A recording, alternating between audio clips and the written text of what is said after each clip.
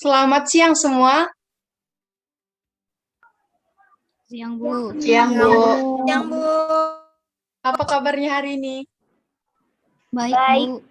Baik, Bu. Sehat, Baik, Bu. Udah siap menerima pelajaran hari ini? Siap, Bu. Siap nggak siap? Siap, Bu. Oke. Siap nggak siap ya, Bu? Oke ya, Bu. Sebelumnya Ibu mau absen dulu sebentar ya. Ini semua hadir? Anissa Fitratul hadir? Hadir, Bu. Vila?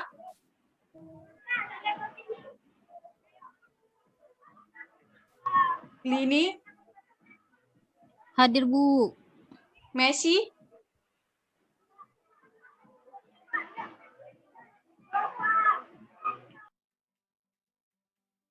Nela? Rahmat? Hadir, Bu. Siti Aisyah?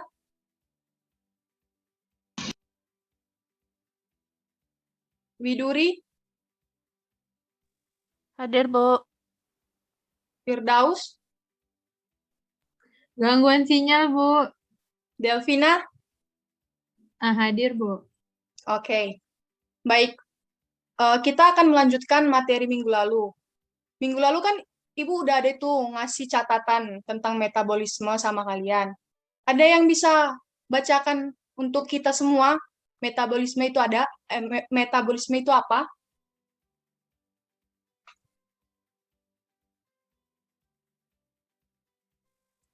Izin menjawab, Bu. Oke, baik. Oh, Widuri ya. Oke, silakan Widuri.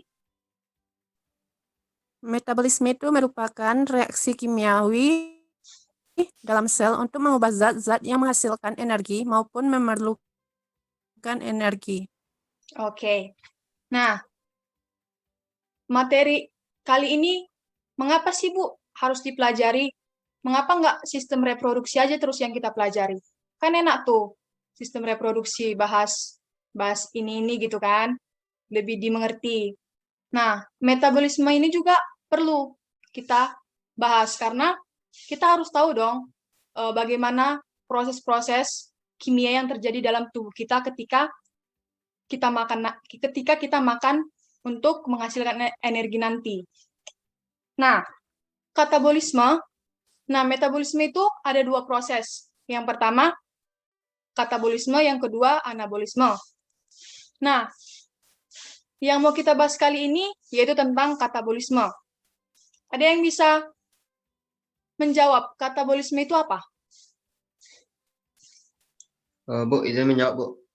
Oke, Rahmat silakan. Katabolisme merupakan reaksi penguraian senyawa kompleks menjadi senyawa-senyawa yang lebih sederhana dan menghasilkan. Oke. Proses perombakan senyawa kompleks menjadi senyawa sederhana.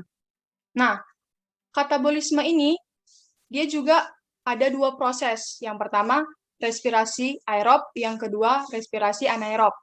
Nah, untuk pertemuan kali ini kita bahas dulu respirasi aerob. Nah, respirasi aerob ini merupakan proses pembentukan energi dengan bantuan oksigen. Respirasi aerob ini juga ada 4 tahapan. Siapa yang tahu 4 tahapan itu?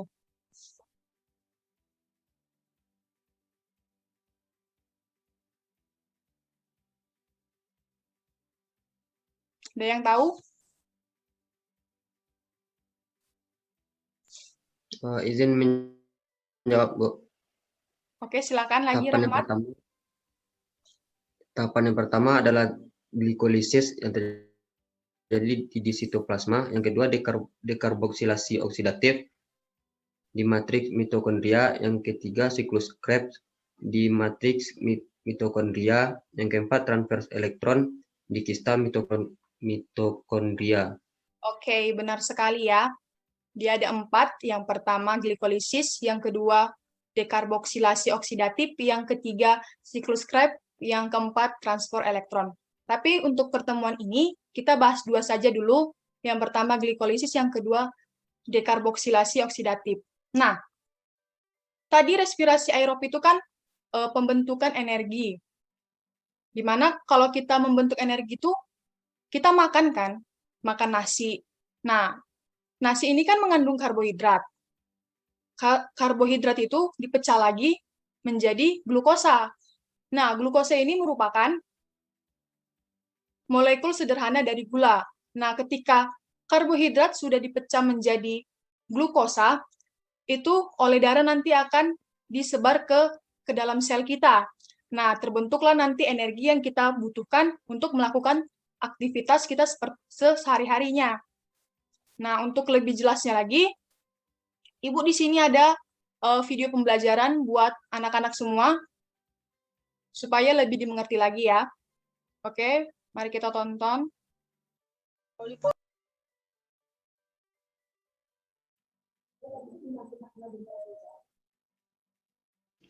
Assalamualaikum warahmatullahi wabarakatuh. Jumpa lagi bersama saya Devi di Biology Channel.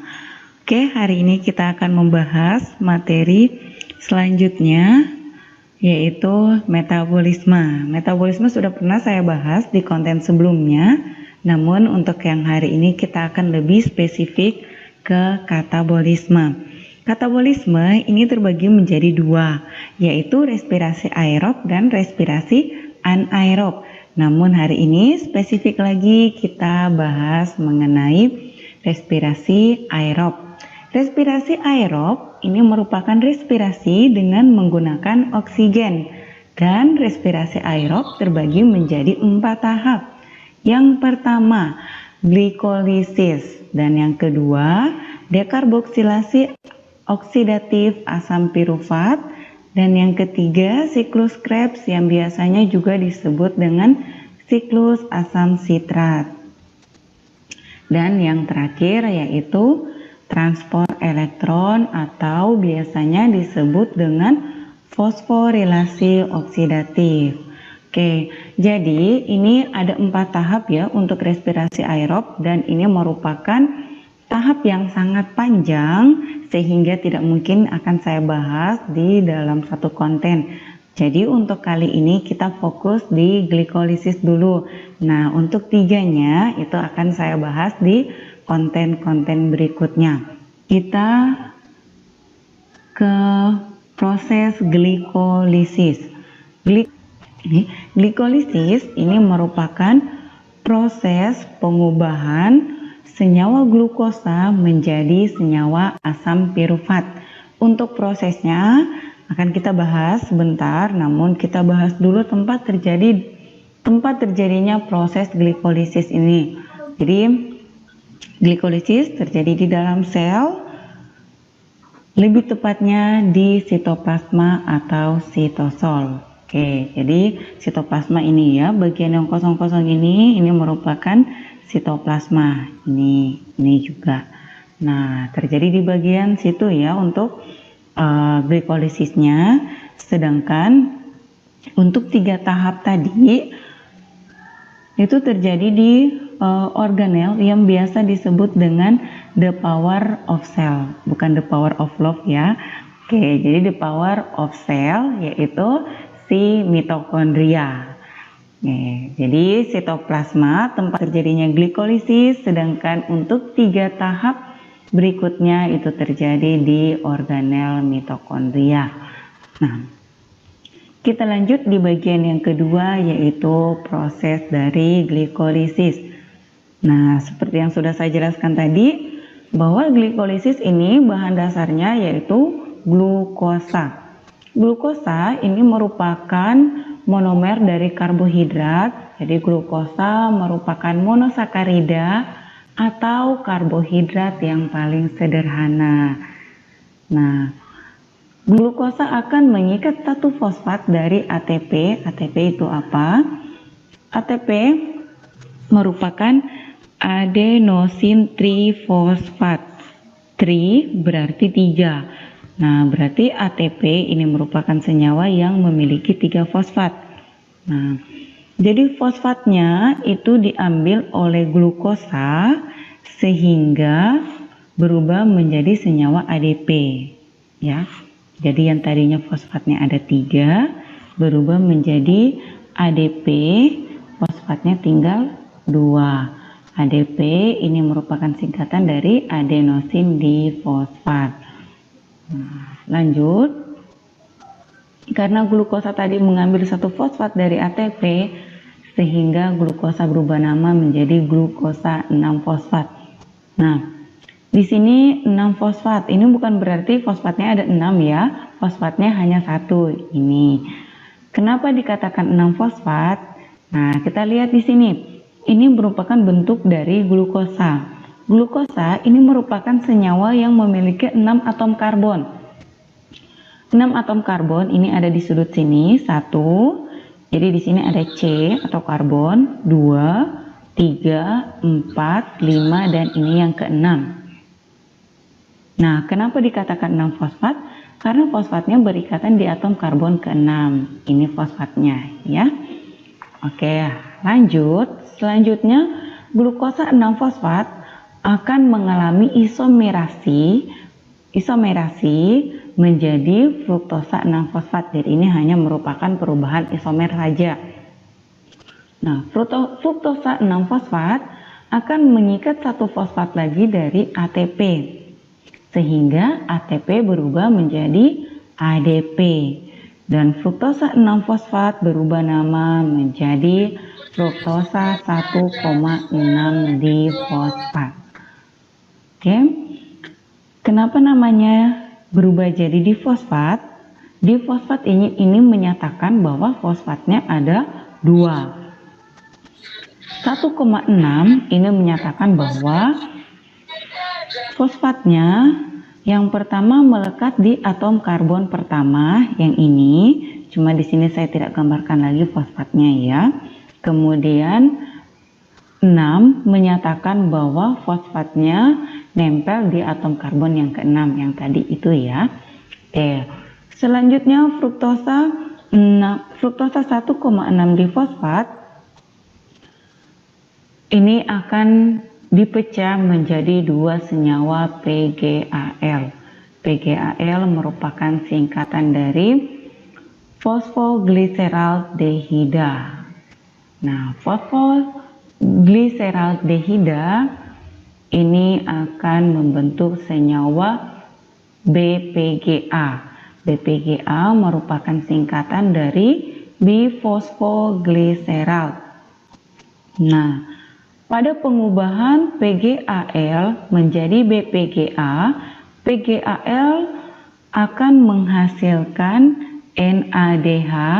NADH ini merupakan nikotinamida adenosin dinukleotida hidrogen. Jadi NADH ini juga merupakan energi, hanya saja dalam bentuk NADH belum bisa digunakan oleh tubuh. NADH nantinya akan diubah menjadi ATP dulu sehingga bisa digunakan oleh tubuh.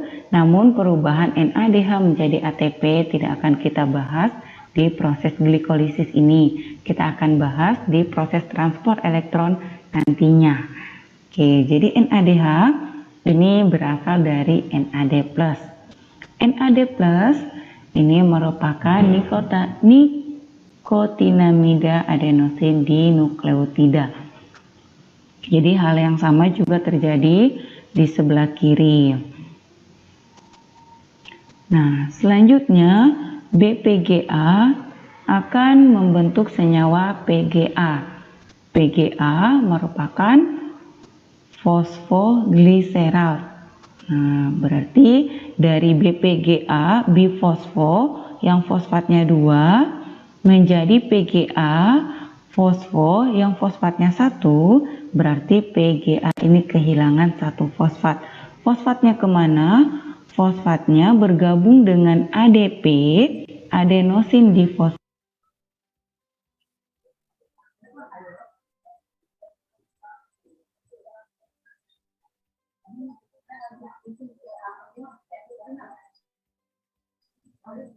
Sehingga berubah menjadi adenosin trifosfat. Fosfatnya jadi 3 karena mengambil satu fosfat dari BPGA tadi. Oke. Selanjutnya hal yang sama juga terjadi di sisi sebelah kiri. Nah, selanjutnya PGA akan diubah menjadi senyawa asam pirufat.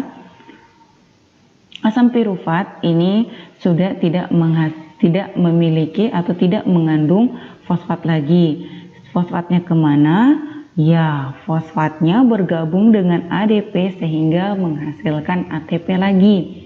Hal yang sama juga terjadi di sisi sebelah kiri. Nah, bisa dilihat ya, jadi reaksi yang di atas dari glukosa sampai fruktosa 1,6 difosfat ini membutuhkan ATP ya, ini membutuhkan ATP sehingga reaksi ini dikatakan reaksi endergonik, yaitu reaksi yang membutuhkan ATP. Sedangkan dari fruktosa 1,6 difosfat sampai asam pirufat ini merupakan reaksi-reaksi yang menghasilkan ATP atau energi, sehingga reaksi ini disebut dengan reaksi eksergonik.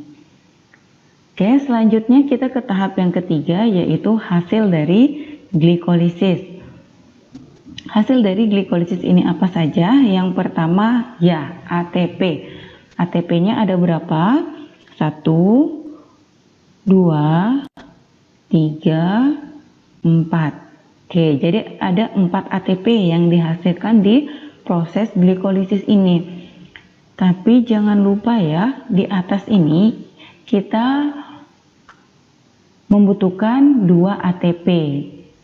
Nah, sehingga total ATP yang dihasilkan 4, kemudian kita butuh 2 ATP, maka ATP bersih dihasilkan di proses glikolisis ini berjumlah 2 ATP.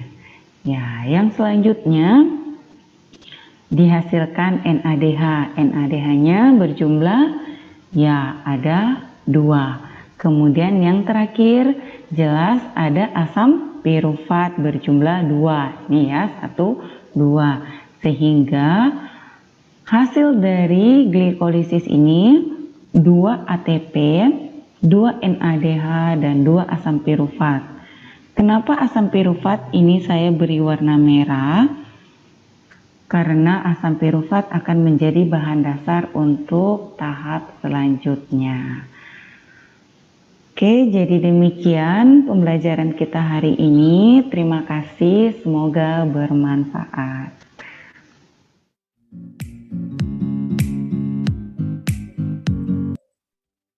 Nah, itu tadi dia proses dari glikolisis, yang dimana bahan dasarnya itu glukosa, kemudian tempat terjadinya itu di sitoplasma, lebih tepatnya di sitosol, yang mana hasilnya itu 2 asam pirufat, 2 NADH, 2 ATP. Nah, hasil dari glikolisis ini akan menjadi bahan dasar dari dekarboksilasi oksidatif. Nah, berikut ada Ibu tampilkan video pembelajarannya, agar kalian semua lebih paham lagi.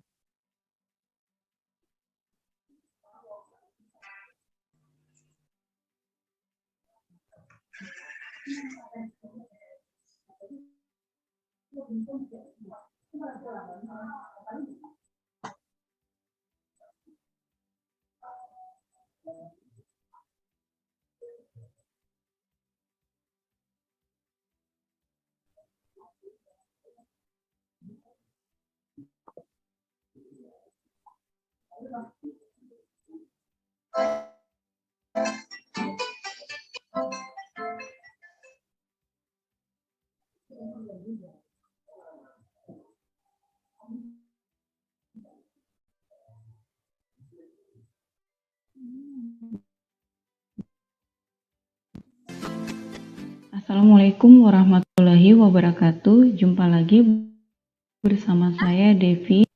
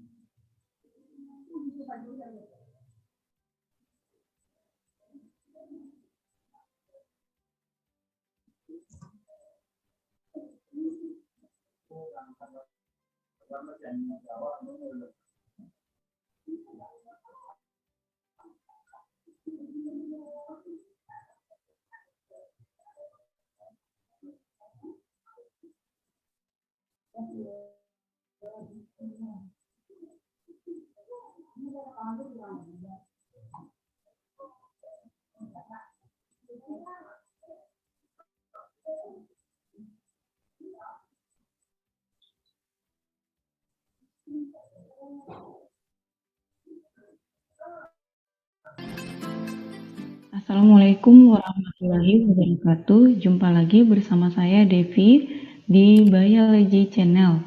Ya, hari ini kita akan membahas masih mengenai metabolisme sel, yaitu khususnya katabolisme dan lebih khusus lagi untuk respirasi aerob.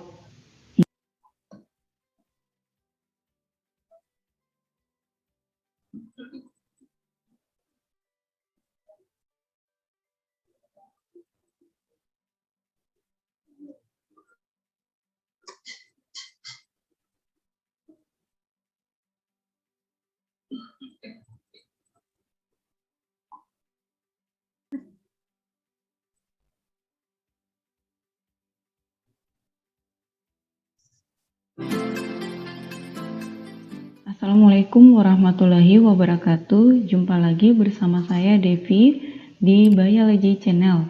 Ya, hari ini kita akan membahas masih mengenai metabolisme sel, yaitu khususnya katabolisme dan lebih khusus lagi untuk respirasi aerob.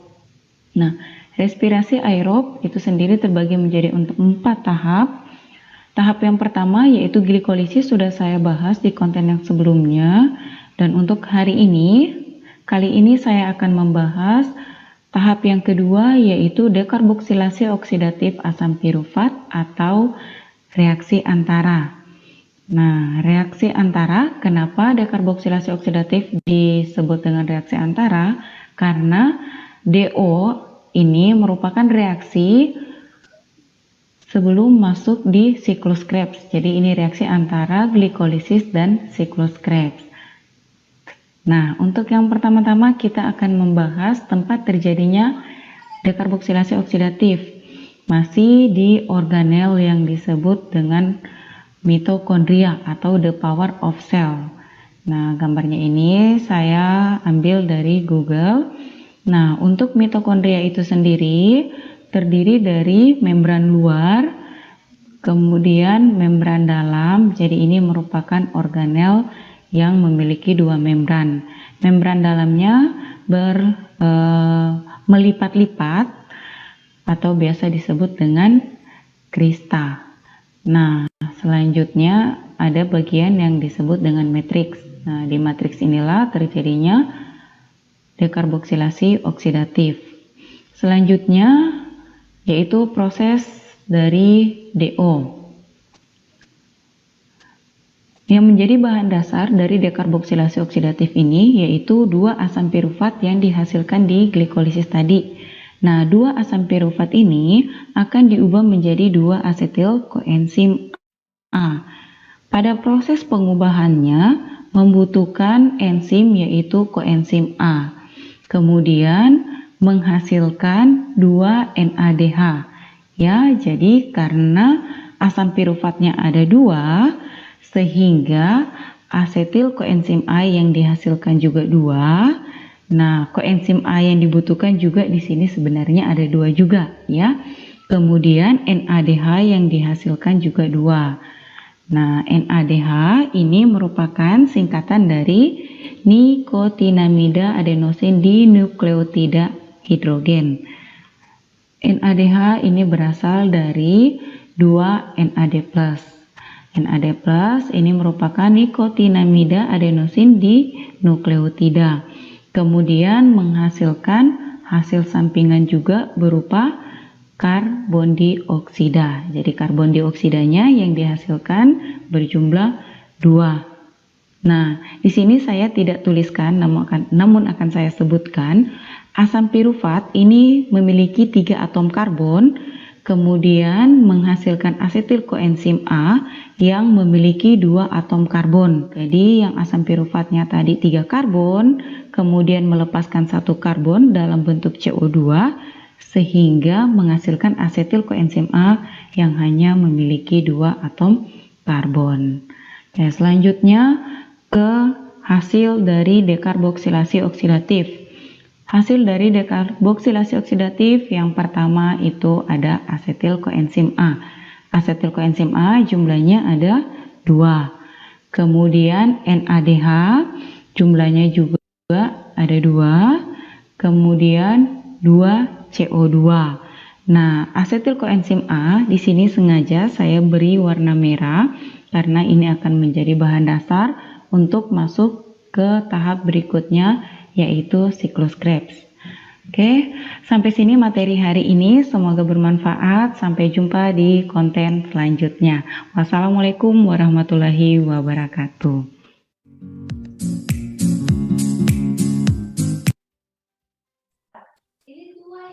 Jadi itulah dia proses dari dekarboksilasi oksidatif yang dimana bahannya itu dari hasil akhir glikolisis tadi, dan hasil akhir dari dekarboksilasi oksidatif ini 2 asetil koenzim A, 2 NADH+, dan 2 CO2. Nah, Ibu akan menjelaskan ulang lagi. Ya, materi kita hari ini memang tentang respirasi aerob, di mana respirasi aerob ini merupakan proses pembentukan energi dengan bantuan oksigen. Nah, jadi kita untuk dapat tenaga, pasti kita makan kan, makan nasi. Nah, dari nasi ini dia mengandung karbohidrat, di mana karbohidrat ini dipecah menjadi glukosa yang merupakan molekul sederhana dari gula. Nah, jadi lambang kimia dari glukosa ini yaitu C6H12O6. Nah, ini merupakan senyawa kompleksnya yang akan dipecah menjadi 6H2O, 6CO2, dan 36 ATP. Nah, 36 ATP inilah yang akan digunakan untuk tubuh kita dalam melakukan aktivitas. Nah, baik, untuk materi kali ini cukup sampai di sini. Ada yang ingin bertanya? Ada yang penjelasan Ibu kurang jelas gitu? Dipersilakan. Saya izin bertanya. Kalau metabolisme yang terjadi dalam tubuh kita itu lambat, apakah bisa mengalami kegemukan? Oke, pertanyaannya bagus ya. Tidak, Bu. Oke, baik. Ibu jawab ya. Iya, betul. Kalau metabolisme kita lambat, kita akan bisa mengalami kegemukan. Karena jika saat metabolisme kita menjadi lambat, tubuh kita akan lebih sulit memproses makanan untuk menghasilkan energi. Sehingga terjadi penurunan massa otot dan tubuh menyimpan lapisan lemak lebih banyak. Nah, begitu dia. Mengerti, Vila?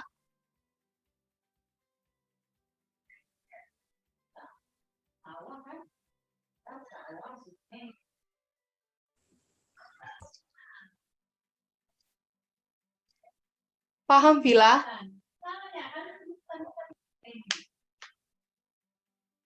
Sudah, Bu, sudah paham, Bu. Oke, ada lagi yang mau bertanya? Ada, Bu. Oke, silakan Lini.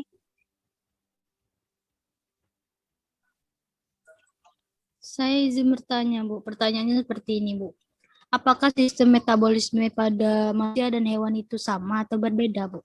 Tolong dijelaskan ya, Bu. Makasih, Bu.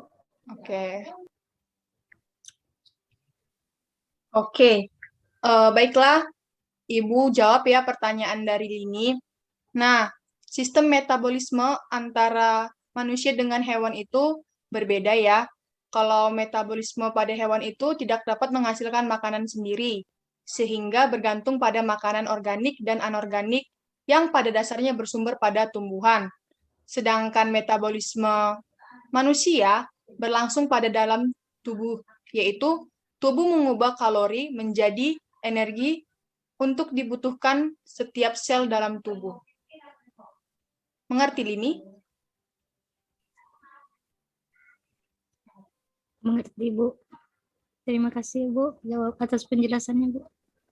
Oke, sama-sama. Ada lagi yang ingin bertanya?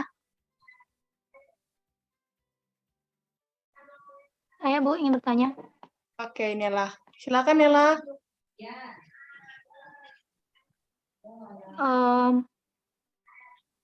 Apakah metabolisme dapat terjadi jika tanpa enzim, Bu? Oke, baiklah. Jika tidak, apa alasannya? Baiklah, Ibu jawab ya pertanyaan dari Nela. Nah, metabolisme itu tidak dapat berlangsung kalau tidak ada enzim. Kenapa?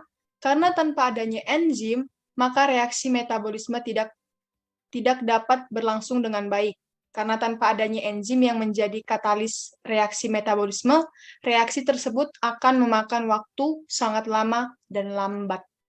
Itu dia alasannya ya. Ngerti, Nela? Mengerti, Bu. Terima kasih. Oke.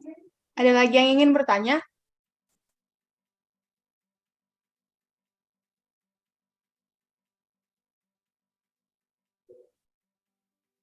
Jelas sampai di sini semua?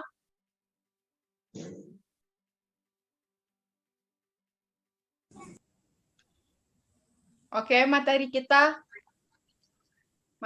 sampai di sini.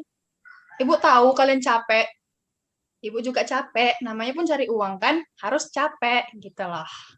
Oke, sebelum kita tutup pertemuan kita kali ini, Ibu mau mereview lagi dulu ya. Tadi kan kita bahasnya ada 2 tahapan. Yang pertama, glikolisis. Nah, bahan utama dari glikolisis itu glukosa kan? Nah, tempat terjadinya itu di sitoplasma, lebih tepatnya di sitosol. Nah, hasil akhirnya yaitu 2 ATP, 2 NADH, dan 2 asam pirufat. Nah, hasil dari glikolisis ini yang akan menjadi bahan utama di tahapan dekarboksilasi oksidatif. Nah, tempat dari dekarboksilasi oksidatif ini terjadi di mitokondria, lebih tepatnya di matriks. Nah, hasil akhirnya itu 2 koenzim, 2 ATP, dan 2 NADH. Oke, Ibu akan ngasih tugas kelompok ya. Terserah kalian milih kelompoknya yang mana. Nanti Ibu akan share LKS-nya ke grup kelas supaya kalian kerjakan. Nah, pertemuan besok kita akan bahas itu dan kita akan lanjut ke tahapan berikutnya yaitu siklus Krebs dan transport elektron. Oke, demikian materi yang dapat Ibu sampaikan kepada kalian. Semoga bermanfaat. Kita akhiri perjumpaan kita. Ibu ucapkan selamat siang.